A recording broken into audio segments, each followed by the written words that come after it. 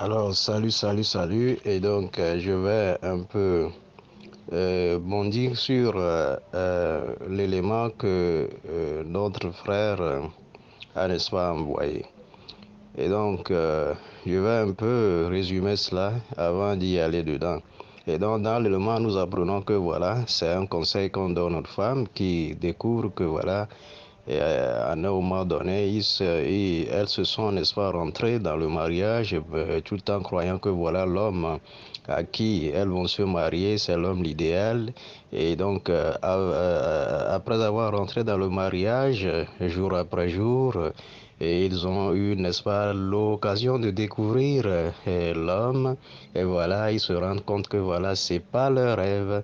Et voilà, donc, de ce côté, elles ont décidé, n'est-ce pas, de raconter les problèmes de leur foyer, n'est-ce pas, à tout homme qu'elles rencontrent ou à toute personne qu'elles rencontrent. Et voilà, l'homme en retour, bien la personne là, hein, à qui on raconte des choses en retour, elle aussi voulait, n'est-ce pas, il aussi voulait, n'est-ce pas, goûter la chose d'autrui parce que la chose d'autrui est sucrée. Et donc, va faire croire à cette femme que voilà, c'est elle qui a la raison, et c'est elle et qui est parfaite dans le foyer, c'est elle qui est ci, c'est elle qui est ça. Tout cela pour lui donner, pour lui faire croire que voilà, elle est parfaite, elle n'a pas de faute. Alors avant de juger, il faut, n'est-ce pas, juger de deux côtés. On ne juge pas de ce côté. Tu ne vas pas se pencher sur un seul côté pour juger. Ça, c'est un faux jugement. Ça, c'est un. Deux, si tu as une femme, tu racontes des choses comme ça à des gens, la femme attend qu'on l'apprécie, qu'on lui dise que voilà, elle a raison, elle est si, elle est belle, elle n'a pas mérité ce que l'homme lui fait, etc. Et donc, c'est ce qu'elle veut.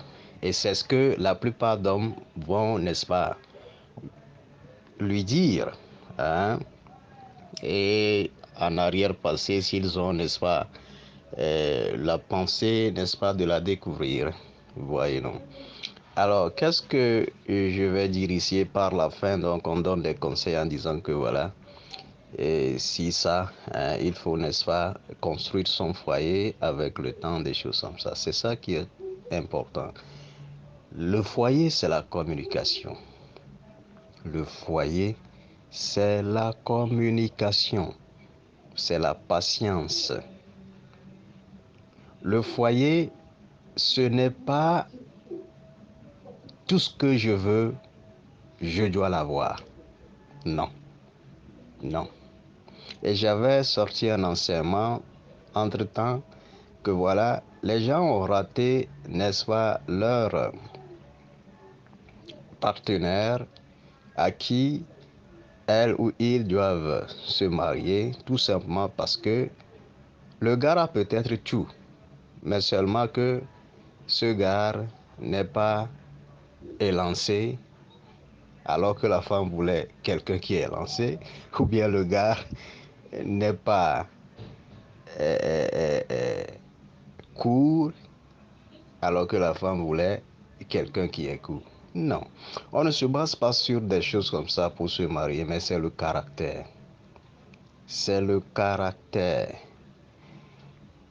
Étudier, voir si le caractère que la personne a est bon pour l'essence existentielle du mariage. Si ça va et que le minimum de vivre y est, il faut y aller. C'est comme ça.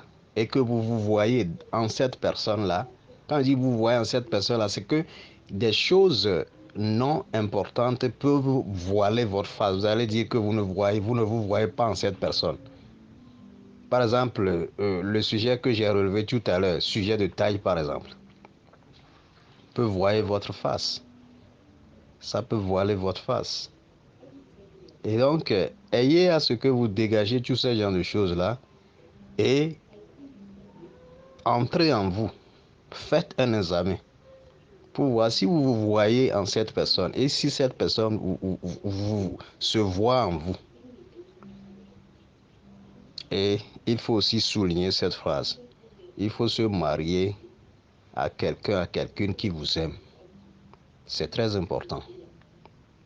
Si la personne ne vous aime pas, bien la personne est là pour une condition. Si cette condition ne tient plus, le foyer va avoir des problèmes. Et donc, c'est un peu ça. On est ensemble.